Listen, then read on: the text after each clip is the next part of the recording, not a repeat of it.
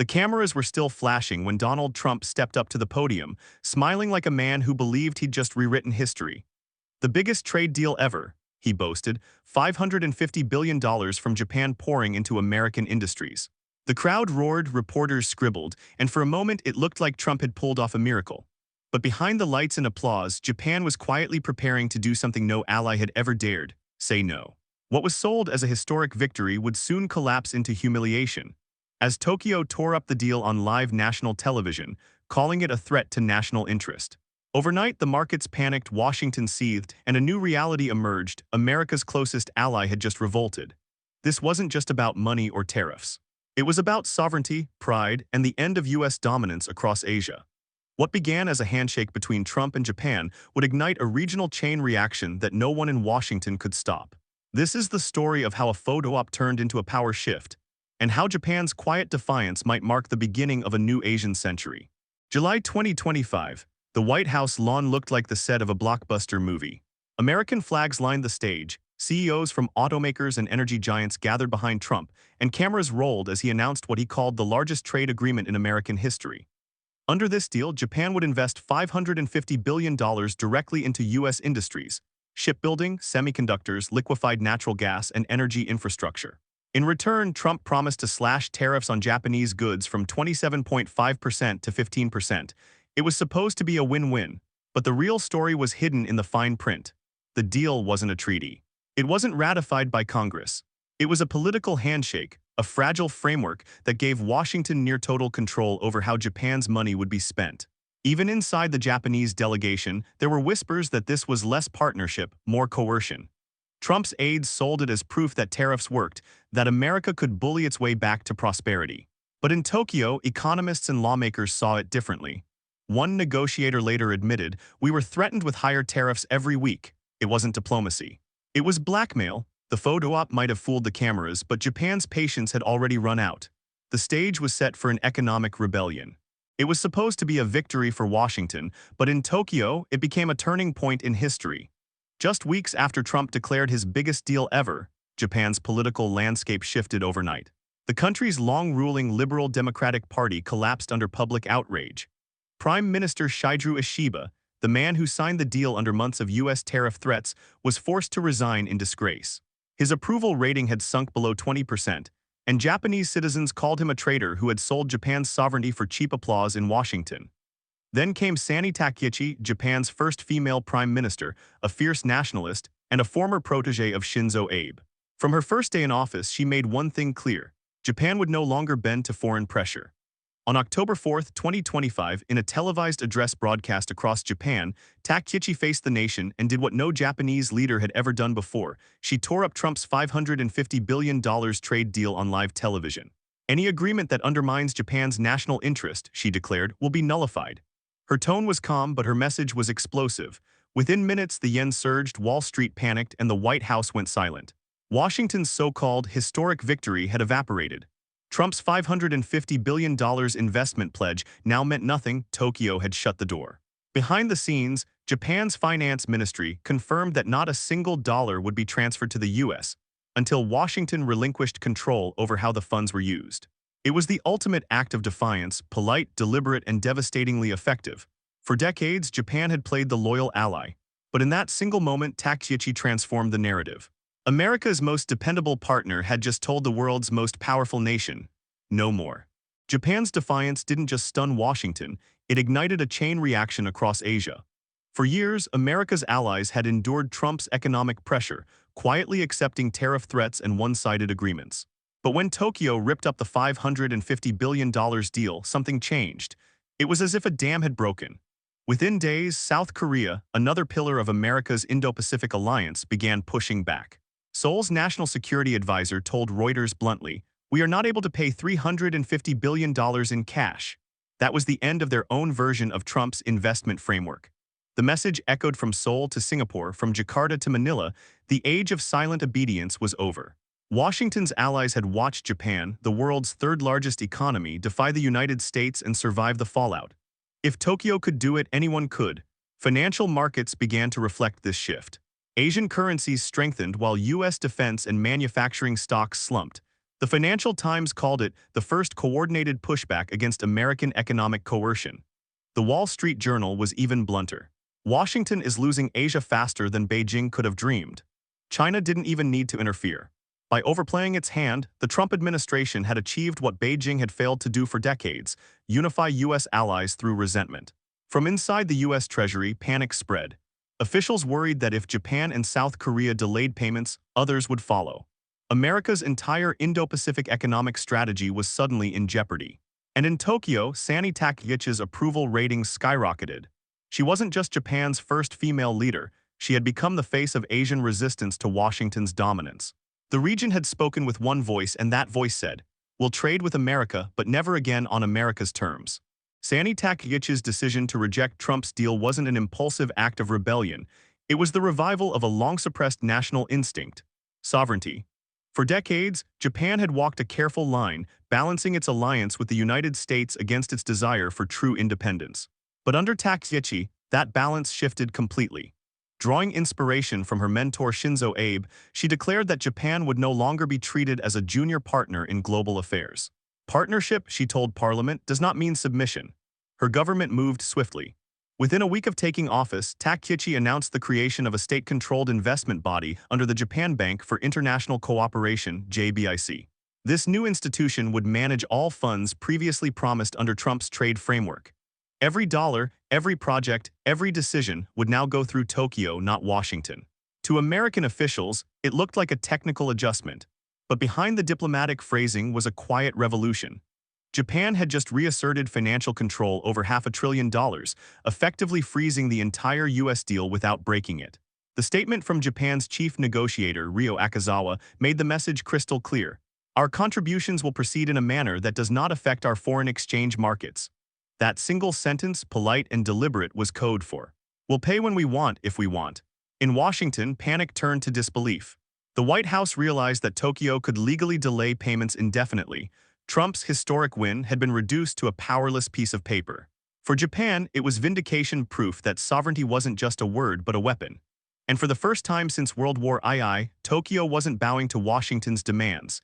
It was setting the pace for Asia's new order.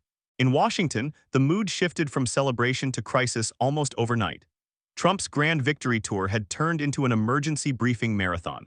Treasury officials scrambled to explain why the $550 billion in promised Japanese investments had vanished into thin air. The president, visibly furious, lashed out during a televised cabinet meeting, pounding the table and declaring, "We made the best deal ever and Japan's already walking away." The cameras caught it all, the frustration of a man who had just watched his biggest brag unravel live on air. Commerce Secretary Howard Lutnick, the architect of Trump's so-called investment framework, rushed to contain the damage. His answer was to double down, not back off. He announced the creation of a new federal body called the U.S. Investment Accelerator, designed to manage how all allied capital would be used. But the catch was glaring. Partner nations like Japan would have no voting rights and only a 45-day consultation period before Washington took full control of their funds. To the rest of the world, it looked less like cooperation and more like economic imperialism in disguise. Even within Trump's administration, senior Treasury analysts warned that the approach was guaranteed to provoke backlash. Meanwhile, the global markets began to shudder.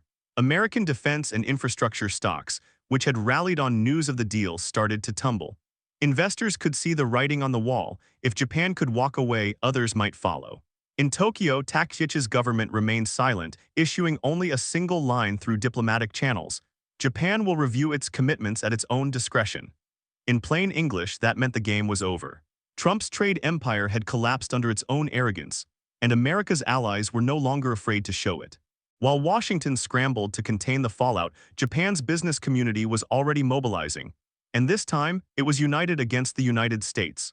For decades, Japanese corporations had quietly complied with U.S. trade expectations, fearing diplomatic friction. But Trump's framework had crossed a line. It wasn't a partnership, it was a command. And the nation's most powerful CEOs were done being told what to do with their money. Leading the charge was Takeshi Nanami, the CEO of Suntory and head of the influential Keizai Doyukai Business Federation. In an explosive interview with the Financial Times, Nanami didn't hold back. He called Trump's trade framework a strategic blunder with no transparency. Japan, he argued, had agreed to astronomical figures with no clear oversight of where the money would go or how it would benefit the Japanese economy. His warning sent shockwaves through boardrooms in Tokyo and Osaka. Within days, Japan's finance ministry leaked a confidential memo warning that massive overseas transfers could devastate domestic markets. With the nation's debt already 260% of GDP, any reckless outflow of funds could cause a bond market crisis. The conclusion was blunt. Redirecting this scale of capital abroad poses an unacceptable fiscal risk. That internal warning became public knowledge, and suddenly the narrative flipped. What Washington called investment was now viewed in Japan as economic sabotage. Even the Bank of Japan signaled support for Takayichi's defiance, hinting that investment must serve Japan's national interest first. In private, one cabinet minister summed it up perfectly. Trump thought he was buying Japan's loyalty. What he really bought was its independence. From the factory floor to the executive suite, Japan's corporate elite had spoken, and their message was clear. America no longer gets to decide Japan's future. At the heart of Trump's so-called mega deal lay a single project that was meant to symbolize his economic triumph: the $44 billion Alaska LNG terminal. It was promoted as the crown jewel of U.S.-Japan cooperation, a massive energy hub that would supply liquefied natural gas to Asia and revive America's industrial might. Trump called it proof that the world is investing in America again. But behind the scenes, it was already falling apart. By late September, Japanese utilities began quietly voicing doubts. The costs were ballooning, construction timelines were slipping, and global demand projections for LNG were weakening. Reuters reported that one senior executive, speaking off the record, admitted all the Japanese want is to stall and get out. It wasn't just corporate hesitation, it was strategic withdrawal. Japan understood that if the Alaska terminal failed, it would cripple the entire U.S. trade framework built around it. And fail it did. Costs soared past $50 billion, while Japan's Ministry of Economy concluded the venture was no longer profitable. Within days, Tokyo froze all future participation. The decision sent tremors through Wall Street. Defense contractors, shipping companies, and construction giants who had already signed preliminary deals watched their stock prices plunge.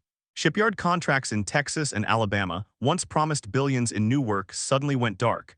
When the U.S. demanded a meeting to renegotiate, Japan's delegation simply didn't show up. The official reason: administrative errors in the White House tariff documents. The real reason? A deliberate message of rejection. For Trump, it was humiliation. For Japan, it was liberation. The Alaska LNG collapse became the symbol of a larger truth. Washington's economic empire wasn't being defeated by rivals abroad. It was collapsing under its own arrogance at home.